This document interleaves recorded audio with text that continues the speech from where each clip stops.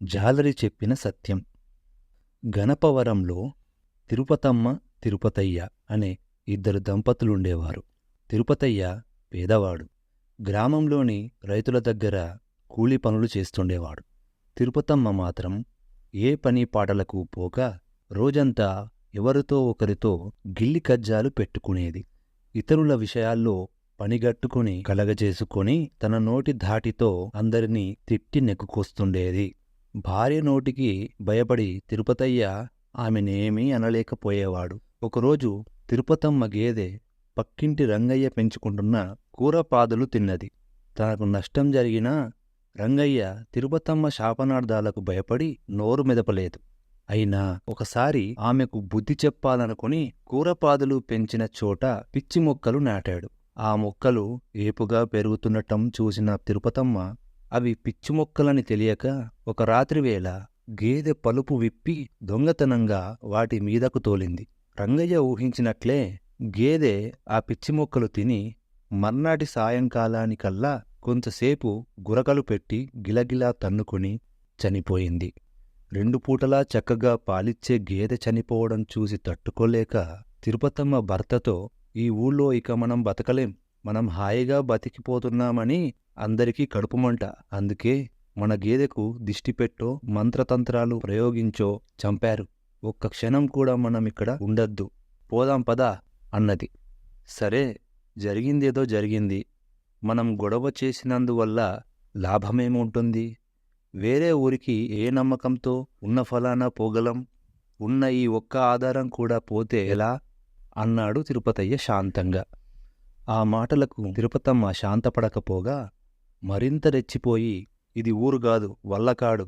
వల్లకాటి వాసం నేనొప్పను. రేపుదయానే బయలుదేరి మా పుట్టింటికి వెళదాం. అక్కడ మీకు కూలిపని దొరక్కపోదు. రావడం నీకు ఇష్టం లేకపోతే చెప్పు, నా దారి నేను చూసుకుంటా. తరువాత ఊరికి నువ్వే కావాలి, ఉండు అన్నది పెడసరంగా. భార్య మాటకు ఎదురు చెప్పలేని తిరుపతయ్య మర్నాటి ఉదయాన ఆమెను వెంటబెట్టుకుని బయలుదేరాడు. వాళ్ళు ఊర్నానుకొని ఉన్న చెరువు దగ్గరకు రాగానే అక్కడ 2 గాలలతో చేపలు పడుతూ జాలరి జంగయ్య కనిపించాడు. ఆ సమయంలో అతను ఒక చేపను గాలం నుంచి లాగి బుట్టలో వేస్తున్నాడు. తిరుపతమ్మ అది చూసి కళ్ళింత చేసి ముక్కున వేలేసుకొని, 2 చేతులా సంపాదించడమంటే ఇదే కాబోలు, ఎడనొక గాలం పెడనొక గాలం. ఈ జంగయ్య చెరువుగట్టున కడుపులో చల్ల కదలకుండా కూర్చొని చేపలను ఒడ్డుకు లాగుతూ మన బోటి వాళ్లకు బోలెడు ధరకు అమ్ముతున్నాడు. జానెడు కూడా లేని ఈ చేప ఖరీదు ఎంత చెబుతాడో చూస్తాను అంటూ బుట్టలో చెయ్యి పెట్టింది.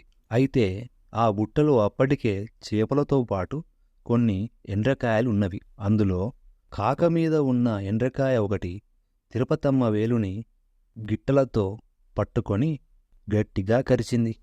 ముందు వెనక ఆలోచించకుండా చేపల బుట్టలో చెయ్యి పెట్టి ఎండ్రకాయతో కరిపించుకున్న తిరుపతమ్మ బాధకు తాళలేక జంగయ్యను, నీవేనా జాలరివాడివి? ఎండ్రకాయల్ని చేపల్ని ఒకే బుట్టలో వేస్తావా?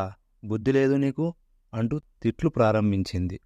జాలరి జంగయ్య ఆమెను కోపం తగ్గే వరకు తిట్టుకొనిచ్చి, అమ్మా, చేపలు ఎండ్రకాయలు ఈ చెరువు నీళ్లలోనే దొరికినాయి. అవి నీళ్లలో కలిసి ఉన్నట్లే బుట్టలో కూడా కలిసి ఉన్నాయి. మిగతా చేపల్లా నోరు మూసుకొని ఉంటే ఈ బుట్టలోని చేపలు చెరువులోనే నిక్షేపంగా ఉండేవి. ఎరలకు ఆశపడి ప్రాణాల మీదకి తెచ్చుకున్నవి అన్నాడు. జాలరివాడి సమాధానంతో ఆమెకు మరింత కోపం వచ్చింది. నీ చేపల సోది అంతటితో ఆపు. నా వేలిని గిట్టలతో పట్టింది ఎండ్రకాయ అన్నది తిరుపతమ్మ కసిగా. జంగయ్య పక్కున నవ్వి, గిల్లి తగువులు పెట్టుకోవడం కొందరి నైజగుణం. ఎండ్రకాయ కూడా వాళ్ళలాంటిదే. అది నీళ్లలో ఉన్నా బయట ఉన్నా దాని గుణం మారదు. అయినా ఒక చిన్న మాట, నువ్వు బుట్టలో చేయి పెట్టి దాన్ని రెచ్చగొట్టడం ఎందుకు? తీరా కరిచాక జాలరివాడి మీద విరుచుకుపడ్డం ఎందుకు అని అడిగాడు. తిరుపతయ్యకు పుట్టి పెరిగిన ఊరు విడిచిపెట్టాలని లేదు. అతడు భార్యతో, జంగయ్య చెప్పిన సత్యం నువ్వు గ్రహించావా? ఎండ్రకాయలాగే బుద్ధి మారనంత వరకు మనం గణపవరంలో ఉన్న, రామవరంలో ఉన్న తోటి మనుషులు మనని అసహించుకుంటూనే ఉంటారు. మనం ఒకరి జోలికి వెళ్ళకుంటే ఇతరులు కూడా మన జోలికి రారు. దానికి ఎండ్రకాయ కాటే ఉదాహరణ కదా. నువ్వు ఎండ్రకాయ జోలికి వెళ్ళబట్టే అది గిట్టలతో నీ వేలును పట్టుకున్నది, అవునా అన్నాడు. కాక మరేమిటి, ఇంకా వేలు నొప్పి వదలందే అన్నది తిరుపతమ్మ. అయితే నే చెప్పేది శాంతంగా విను.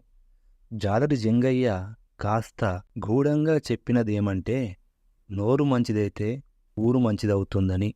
ఈ ఊళ్ళో ఇన్నాళ్ళుండి ఏ గొడవలు లేకుండా బతకలేని వాళ్ళం మరో కొత్త ఊళ్ళో మాత్రం బతకగలమా? ముందు మన బుద్ధులు మారాలి. ఏమంటావు అన్నాడు తిరుపతయ్య.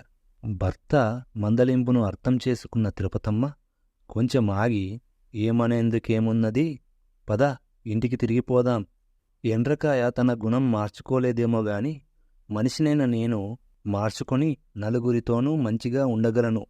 మనిషికి ఎండ్రకాయకు గల తేడా ఏమిటో చూపిస్తాను. ఆ సంగతి వారం తిరక్కుండానే నువ్వే గ్రహిస్తావు అన్నది. భార్యలో వచ్చిన మార్పు చూసి తిరుపతయ్య ఎంతో ఆనందించాడు. ఈ కథ ఇంతటితో సమాప్తం.